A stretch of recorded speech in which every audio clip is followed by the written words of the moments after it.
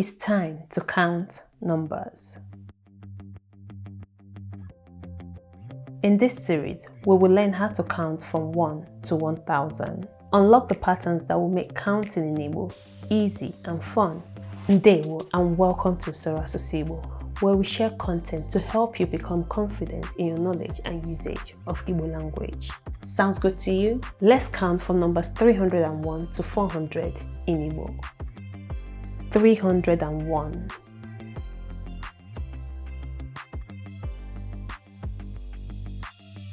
Narị atọ na otu. Narị atọ na otu.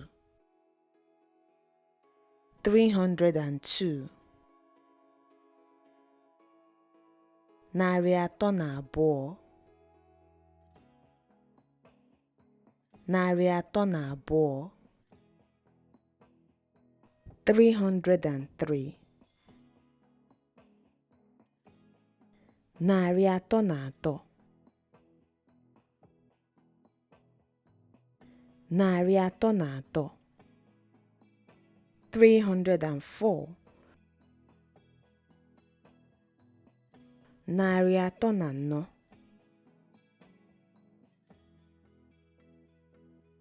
Narị atọ na anọ. 305. Narị atọ na ise. Narị atọ na ise. 306. Narị atọ na isii. Narị atọ na isii. 307. Narị atọ na asaa. Narị atọ na asaa. 308. Narị atọ na asatọ. Narị atọ na asatọ. 309. Narị atọ na itoolu. Narị atọ na itoolu. 310. Narị atọ na iri. Narị atọ na iri. 311. Narị atọ na iri na otu. Narị atọ na iri na otu. 312. Narị atọ na iri na abụọ. Narị atọ na iri na abụọ. 313. Narị atọ na iri na atọ. Narị atọ na iri na atọ. 314. Narị atọ na iri na anọ. Narị atọ na iri na anọ. 315. Narị atọ na iri na ise. Narị atọ na iri na ise. 316.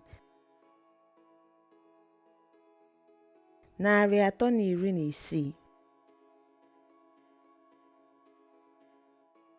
Narị atọ na iri na isii. 317.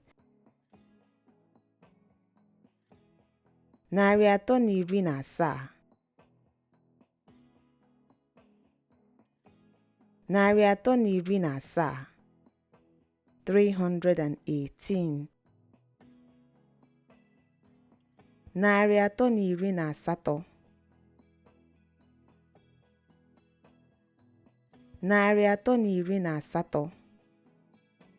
319 narị atọ na iri na itoolu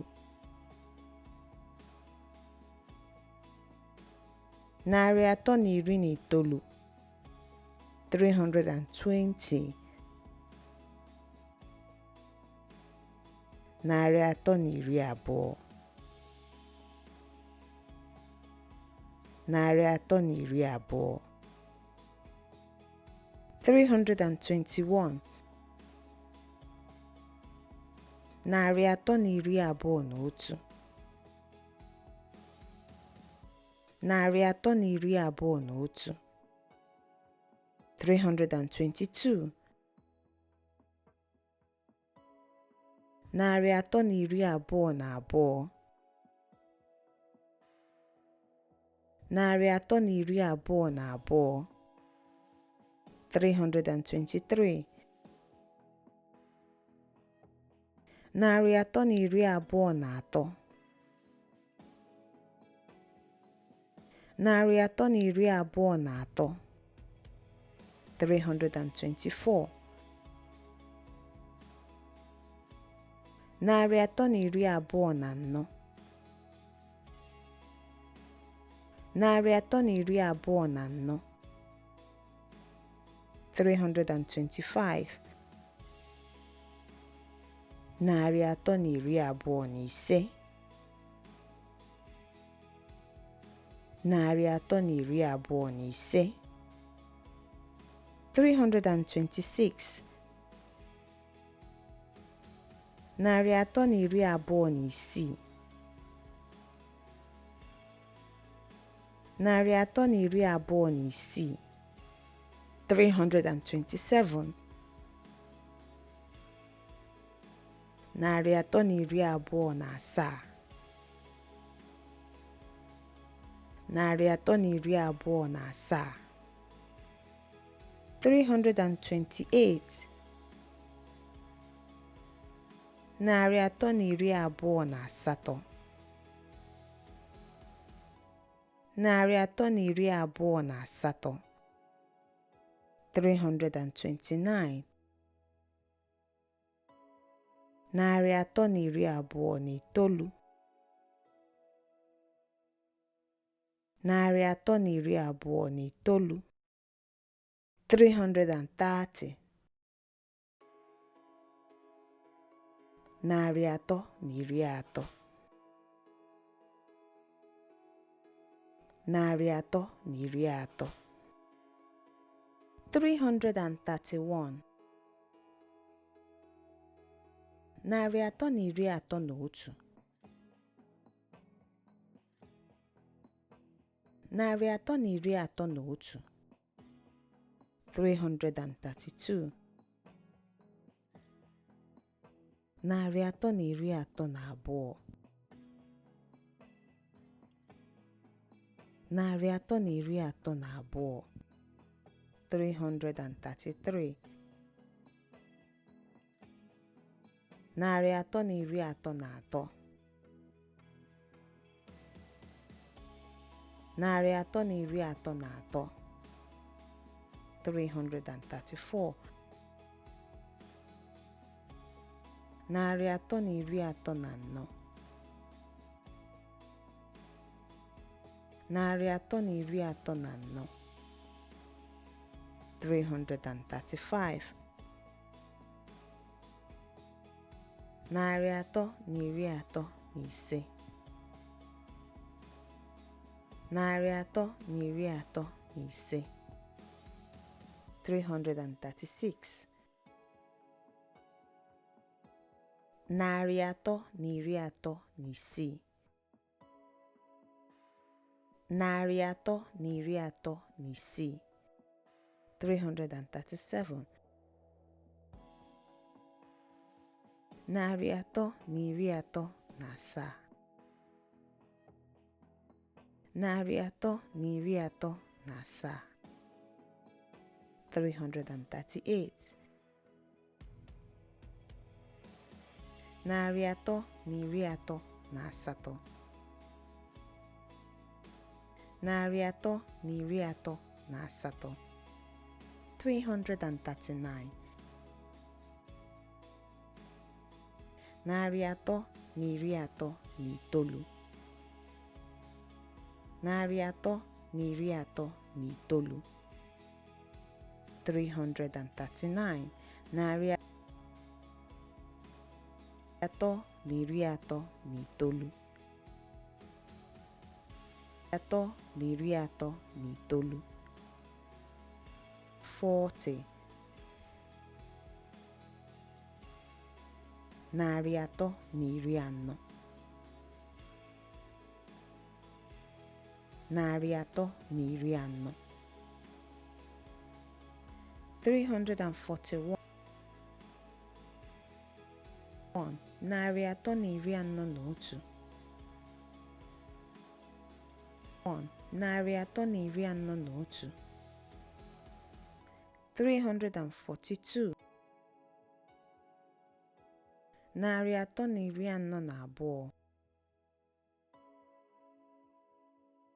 narị atọ na iri anọ na abụọ 43 narị anọ na atọ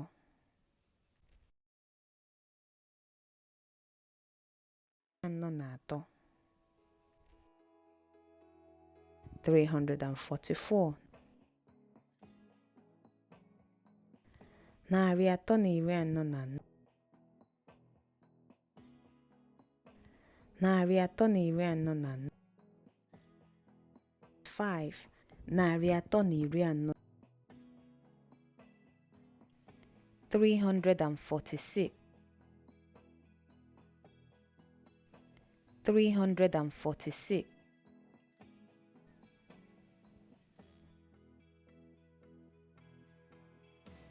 narị atọ na iri anọ na isii narị atọ na iri anọ na isii 347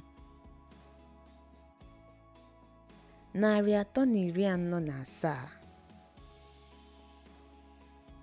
narị atọ na iri anọ na asaa 148 narị atọ 304 349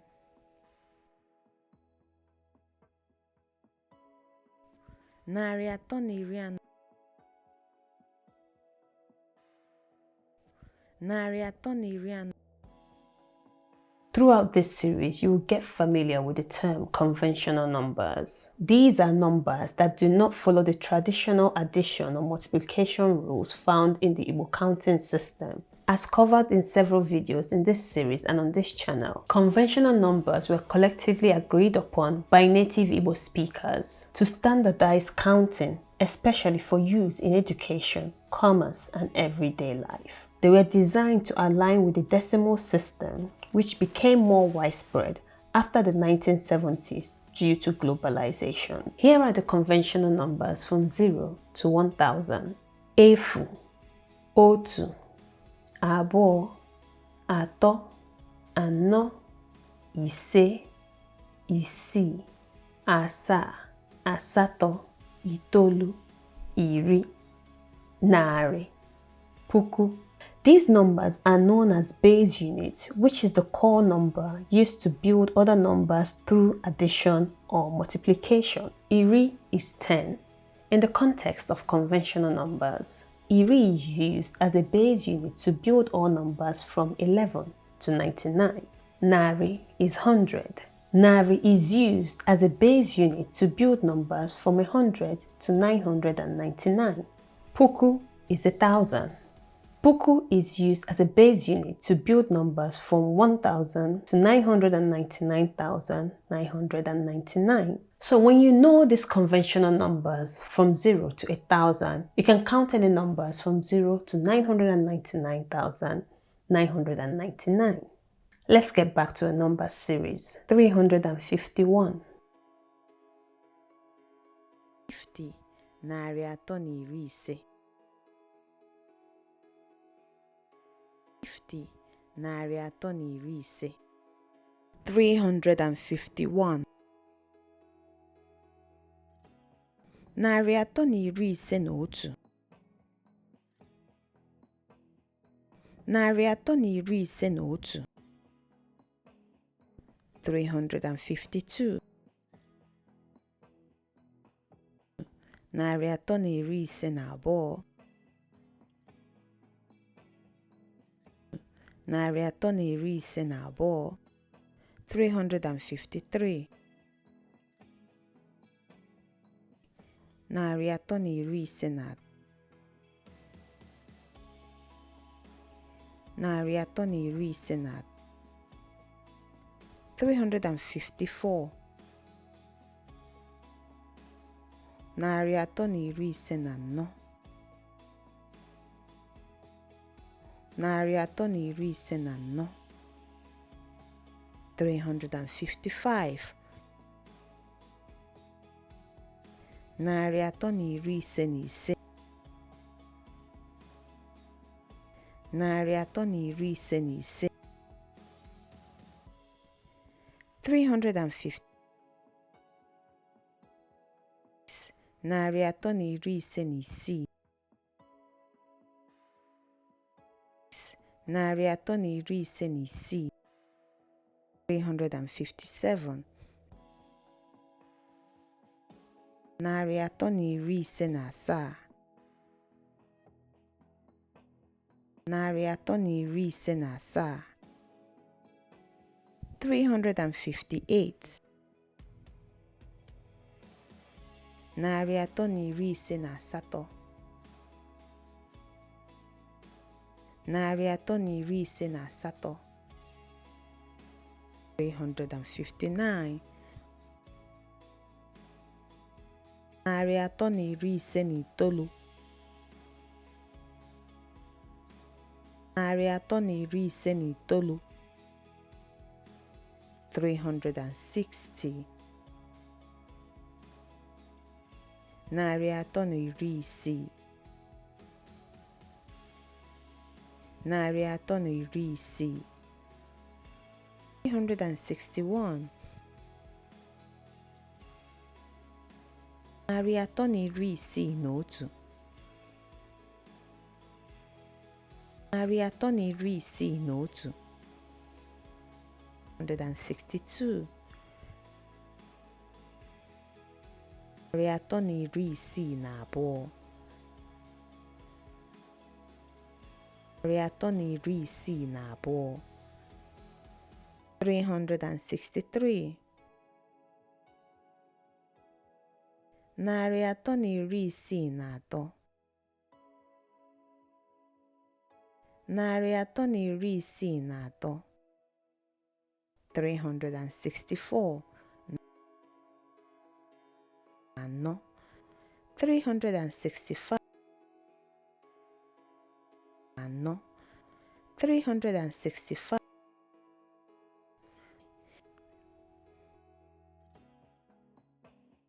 narị atọ na iri isii na ise narị atọ na iri isii na ise 366 narị atọ na iri isii na isii narị atọ na iri isii na isii 367 narị atọ na iri isii na asaa narị atọ na iri isii na asaa 368 narị atọ na iri isii na asatọ narị atọ na iri isii na asatọ 369 narị atọ na iri isii narị atọ na iri isii 307 narị atọ na iri asaa narị atọ na iri asaa 371 371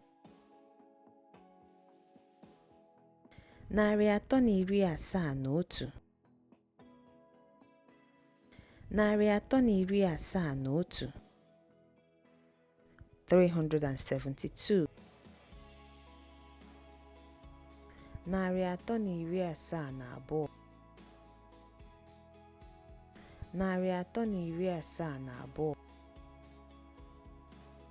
372 373 373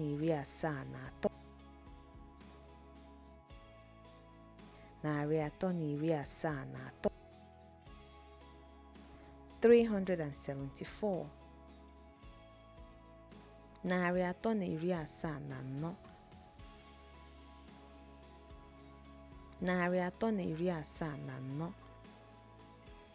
374 375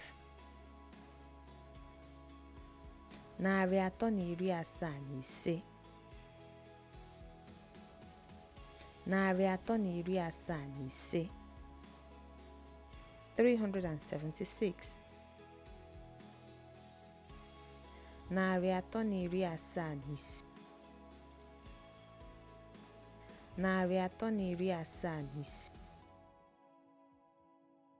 377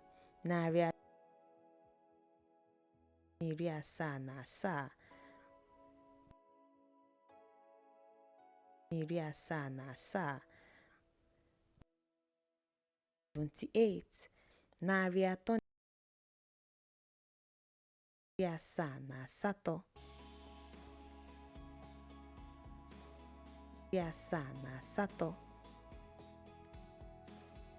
378 179 370 380 381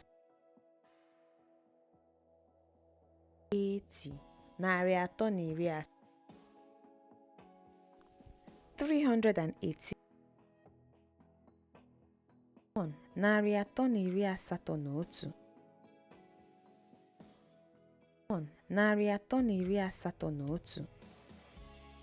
2 300 300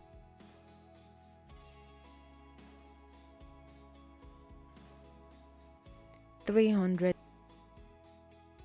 383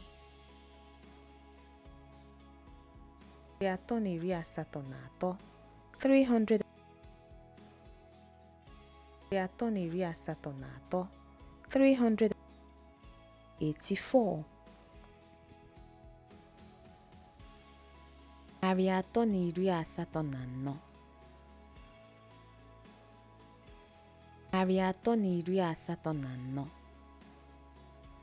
185 narị asatọ na ise 386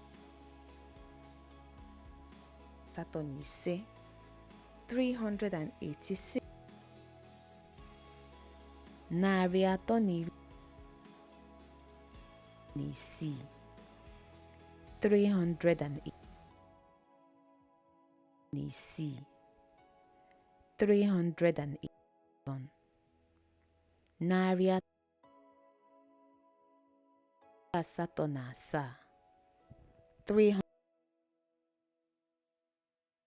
asatọ na asaa 308 narị atọ na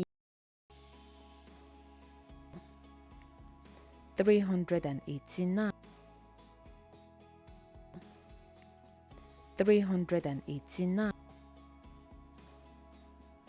narị atọ na iri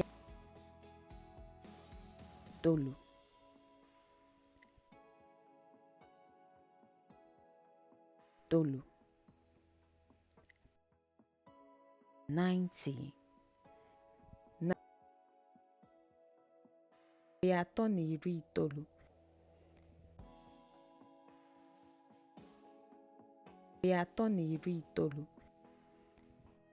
391 191 192 192 392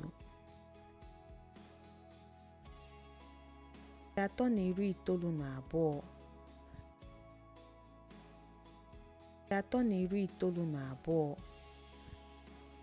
393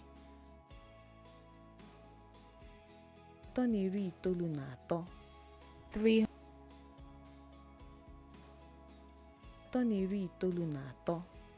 394 narị atọ na iri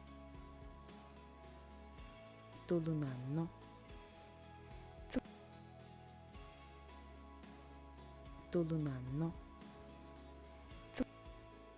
95 na atọ na iri itoolu na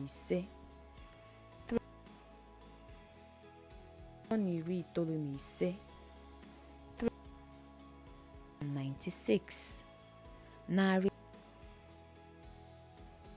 atọ na iri itoolu na isii 396 narị atọ na iri itoolu na asaa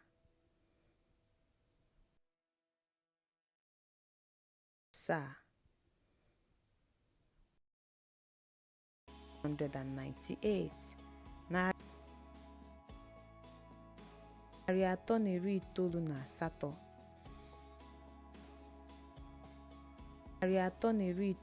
asatọ 399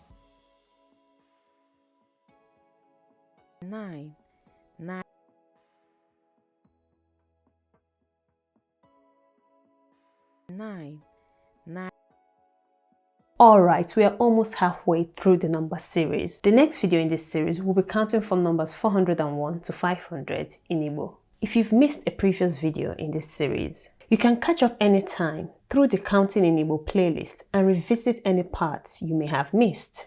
We want you to stay connected, so make sure you're subscribed and tap the notification bell so you never miss a new upload. Vocabulary is the building block to improving your fluency in Igbo. The more you learn, the more confidently you can speak, understand, and connect. If you found this topic helpful, browse our channel for more vocabulary content designed to deepen your Igbo language journey. Otu aka ọha m n'ọnụ. Daalụ.